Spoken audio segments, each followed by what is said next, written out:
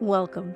You are listening to Our Mindful Nature, formerly titled The Mindful Minute.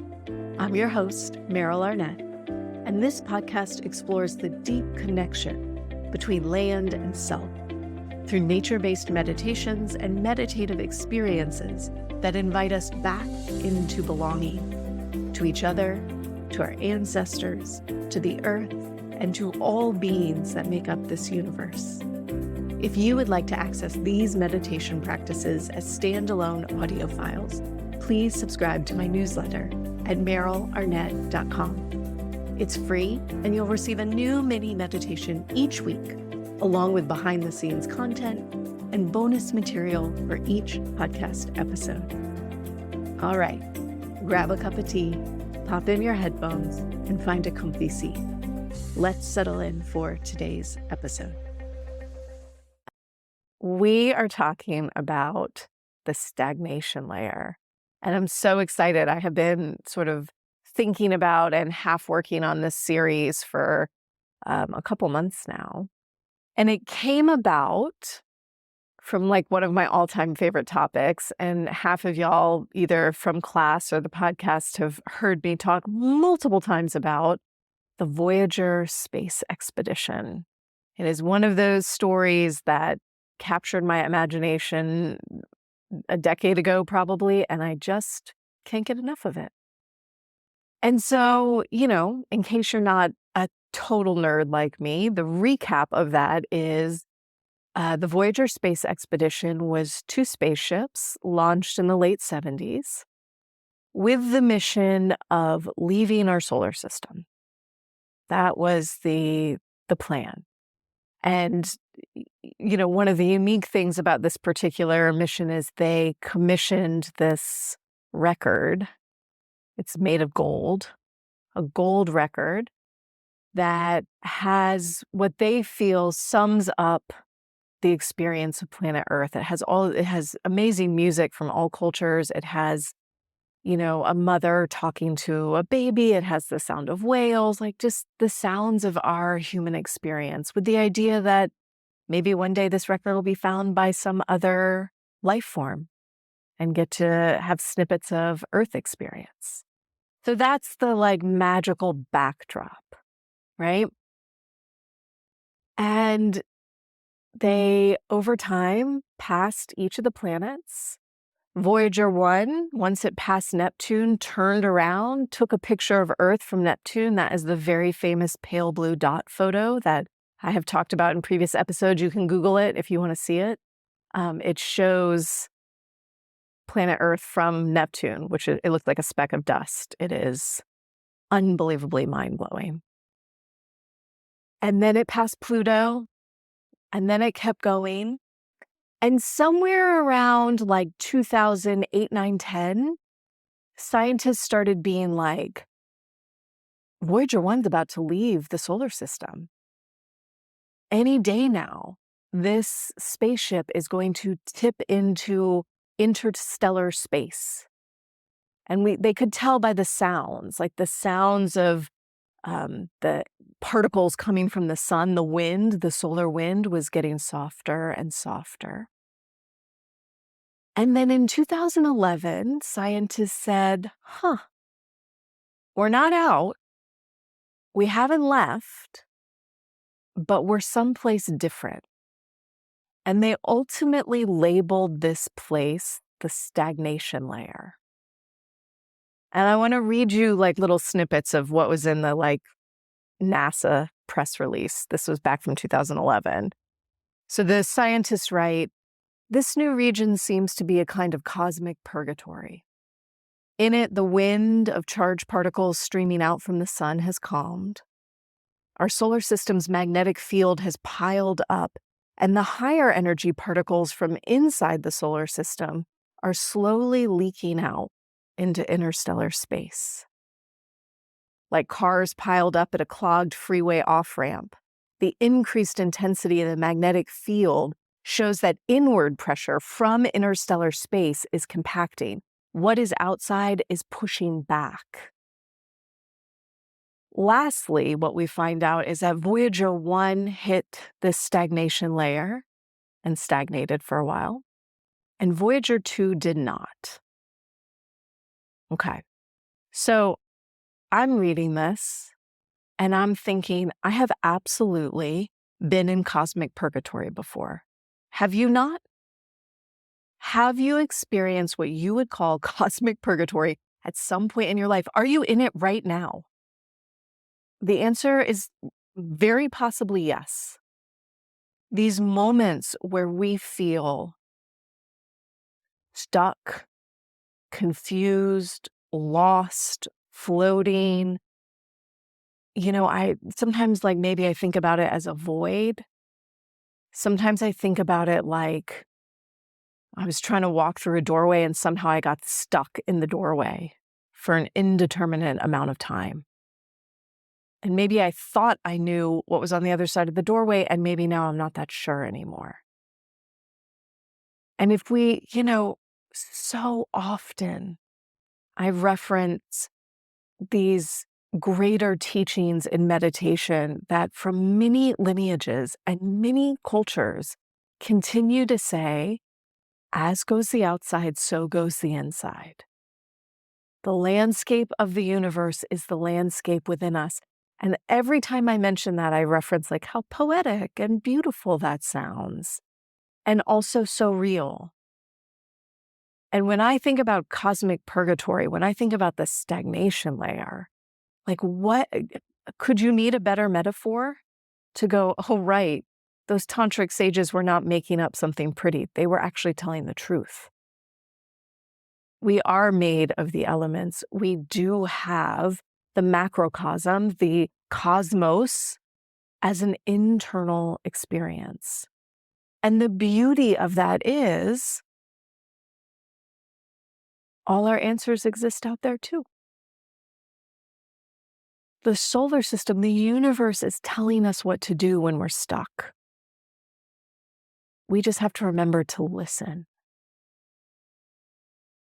When I think about that idea of believing in these greater teachings and trusting that we can listen for the wisdom, I always come back to the story of the Buddha's enlightenment. You've heard it before, yeah? He, for years and years and years, is trying all of these very extreme practices to become enlightened.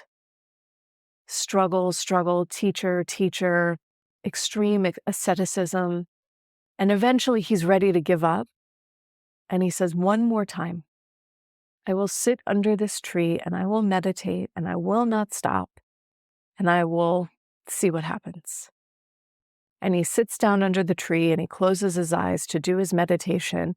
And the personification of self-doubt arises. It's in the story, it is a demon, Mara. Mara arises and hurls all manner of distraction while the man we know as the Buddha is meditating. And no matter what distraction, no matter how tempting, no matter how scary, no matter how loud, no matter what, he does not stop. He continues to remember these are only in my mind. And Mara gets so mad. She slams down her hand. She says, who do you think you are? Who gives you the authority to ignore me and to trust yourself so strongly? And the Buddha leans down and puts his hand on the earth and says, by the power of the earth, by the authority of the earth. So now let's look at our meditation practice.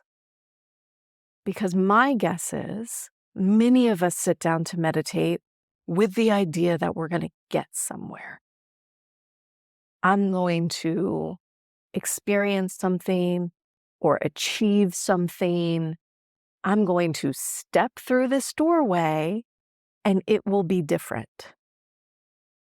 And then we sit down and we meditate. And the internal dialogue might go this isn't it. I'm not there yet. Hurry up.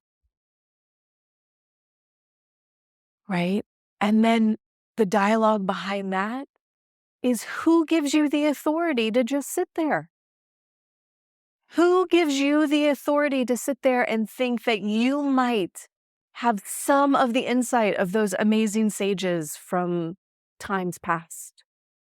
Who gives you the insight to think you can send a spaceship out past the known bounds of our solar system?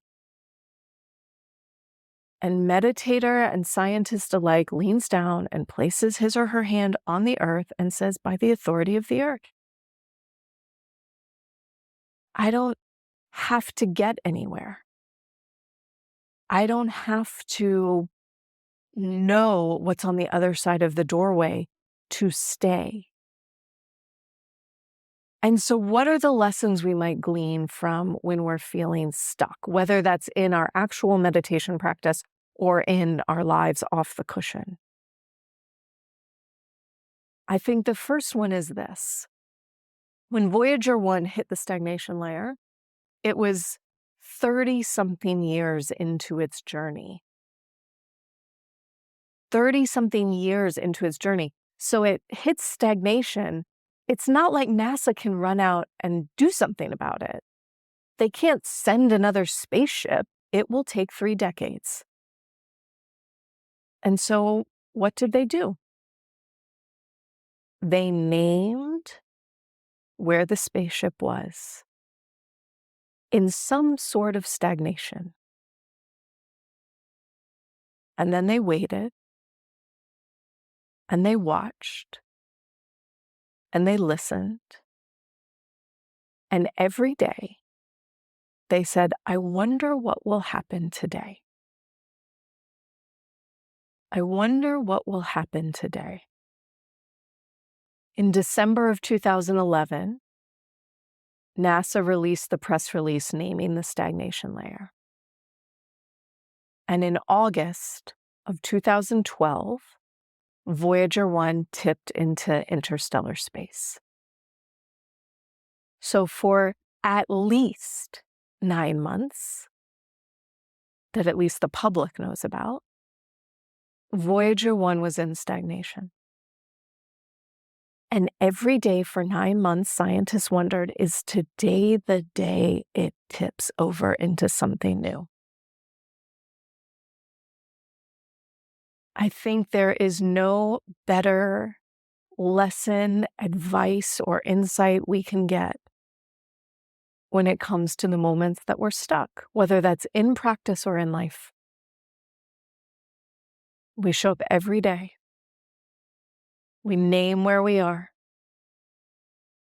And we wonder, I wonder what will happen next. And there's something powerful in saying, I claim that power. You, right? Each of us claims the power to go, stagnation is a naturally occurring phenomenon. I didn't do something wrong. I'm not stuck because there's a problem. This is just the moment I hit this region. And you'll remember that I pointed out Voyager 2 didn't hit this region. They have all kinds of hypotheses why. But the fact of the matter is we all have our own journey. And so when you're stuck and you're looking at your family and your friends and all those pretty people on Instagram that don't seem stuck, we just remember stagnation is a naturally occurring phenomenon. And I too will eventually tip out. So we're going to practice. We'll do our 20-minute meditation. And we'll let this practice be one of two things. For some of us, the more powerful practice might actually be claiming the power for yourself, right? So for some of us, it's going to be, you know what, I'm stuck. That stagnation layer feels so real to me. And I'm going to name that A, by the authority of the universe itself, I have every right to be here and be stuck. And B, I have every right to sit here and wonder what will happen today, right? So part of our practice is the power. And the other part of the practice is, can I build curiosity? For me, this is a really fun piece of meditation because I can play with the most uncomfortable parts. So exploring or building curiosity might look like, I am so anxious tonight. I cannot wait for that bell to ring and her to say, thank you so much, good night, so that I can go do something else. And the practice of curiosity is like, oh, what does that feel like? Like what? And when we ask questions in meditation, please remember we're not looking to answer in words, right? I am not imagining in my head, anxiety feels like blah, blah, blah in my stomach, and then blah, blah, blah. I'm not telling a story of anxiety. But I might ask the question, like, what does this feel like? Or what if I stay one more minute and then I just watch, like a scientist, right? Or you're sleepy and you're like, what does sleepy feel like? Where does it originate in my body? We can start to explore some of those, more uncomfortable or difficult aspects that show up in a meditation practice. You can do the same thing with joy. I love this. 45 minutes on my Monday night. Nobody's going to bug me. I'm going to sit here and savor every second, right? What does that feel? What does savor feel like? Okay, so take a moment just to shift around, especially if you've been seated still this whole time. You might wiggle around or uncross your legs, cross them the other way. You'll let your hands rest onto your lap when you're ready. If you like, you can close your eyes. And if you feel uncomfortable or unsafe in any way, you can always just take a soft gaze down towards the ground. And together as a group, let's take a nice deep breath in through the nose. Exhale a sigh out of the mouth.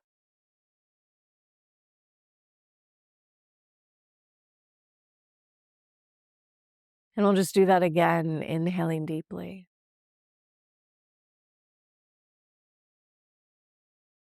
Exhaling a sigh out of the mouth.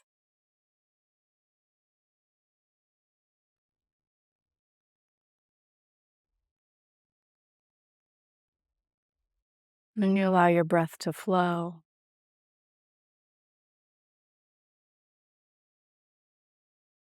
And you start your practice by silently saying to yourself, now is my time to meditate.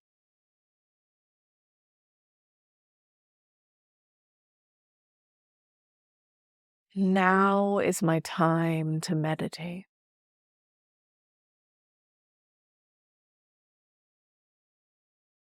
And as you say those words to yourself, perhaps you can sit back a bit in your own body, as if from the inside out, you are able just to let go.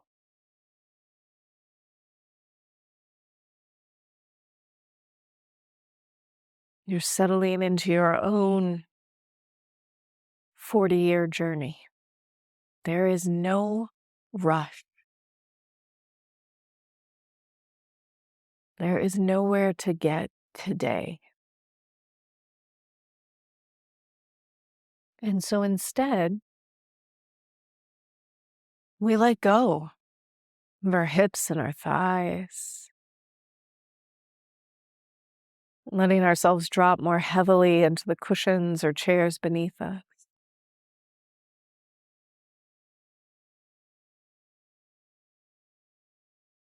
Oh, we feel that nice long line of the spine. Maybe allowing the shoulder blades to roll back and down.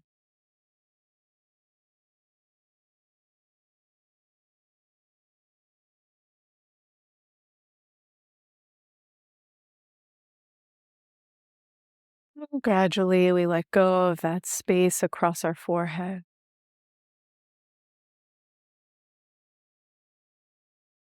imagining you are broadening the skin of the forehead,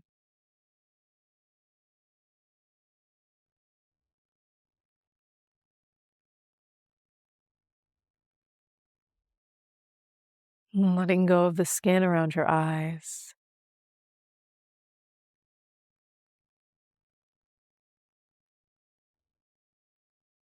your jaw,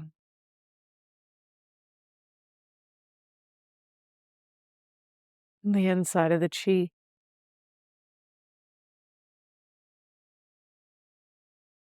and even the tongue.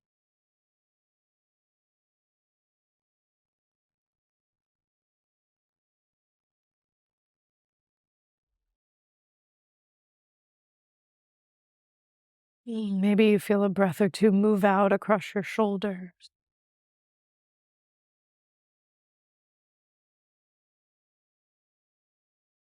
and down through the chest.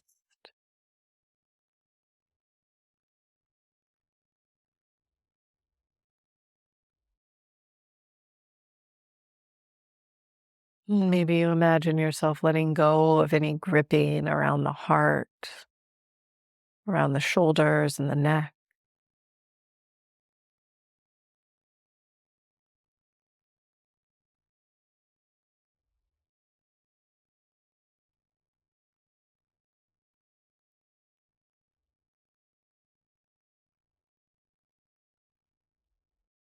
Gradually, you feel down into your belly, letting go of the belly muscle.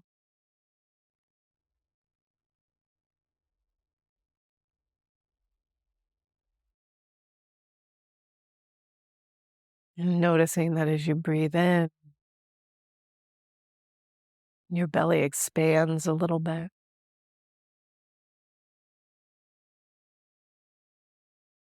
And as you breathe out, your belly lightly contracts.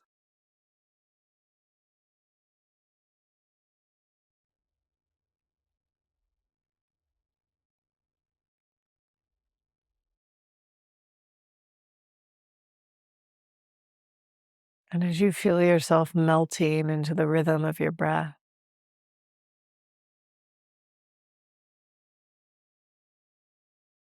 let's just remember that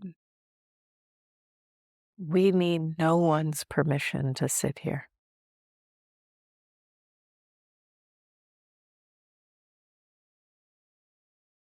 No one needs to grant you the right to be awakened.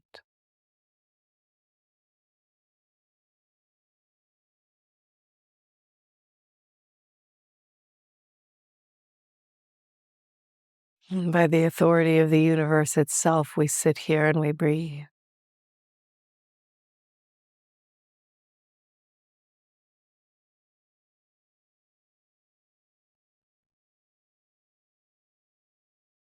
Tracing each inhale as we breathe in, following it in through the nose and down into the body.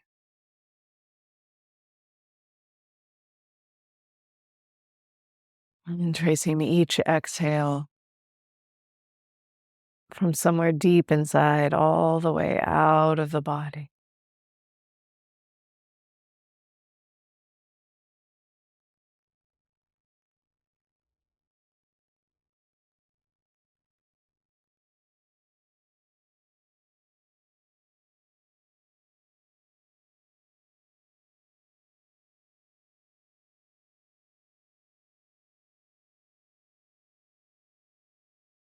And as we feel the breath flow,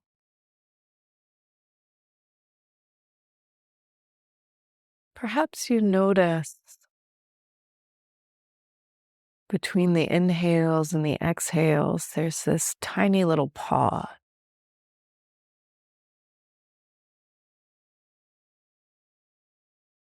a little split-second gap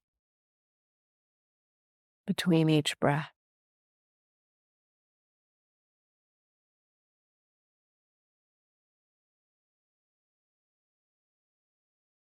And without exaggerating or changing your breath at all, Today, let's just explore every time we find that gap. Can I let go a little bit more?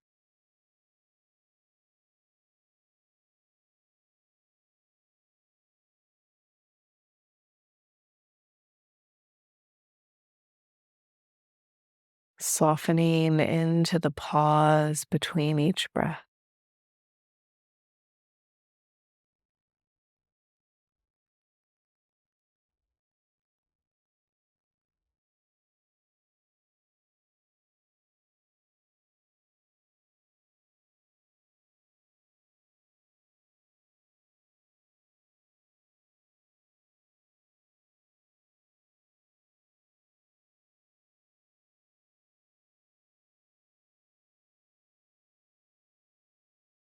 And as we settle into a period of silence here,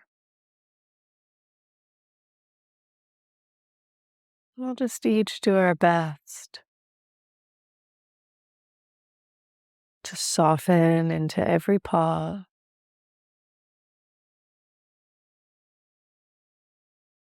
Maybe to ask ourselves, I wonder what will happen next.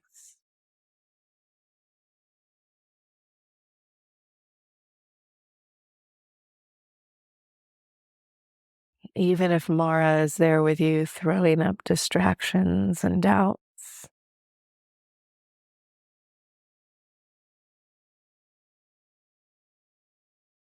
we simply linger in the pause and say, I wonder what will happen next.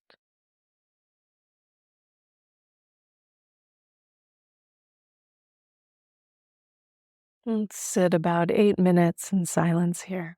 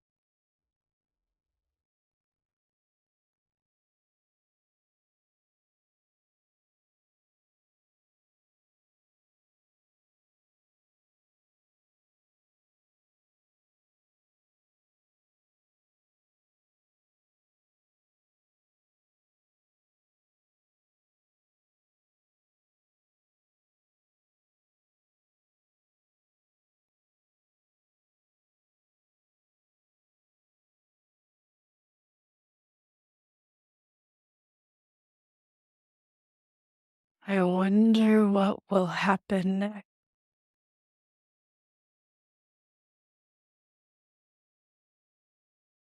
As you feel your breath,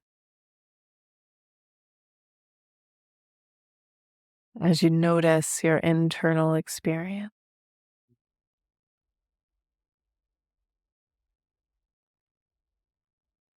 and as you remember that there is nowhere you need to go.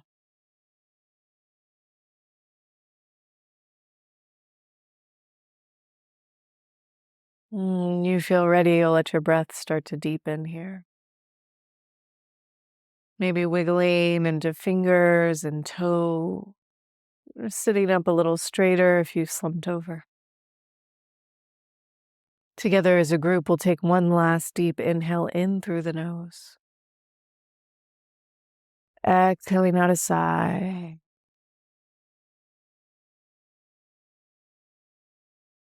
Taking all the time you need to blink your eyes open and to let go of your practice. Thank you.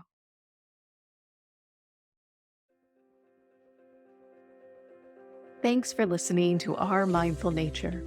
If you enjoyed today's episode, please consider sharing it with a friend or leaving me a review wherever you get your podcasts.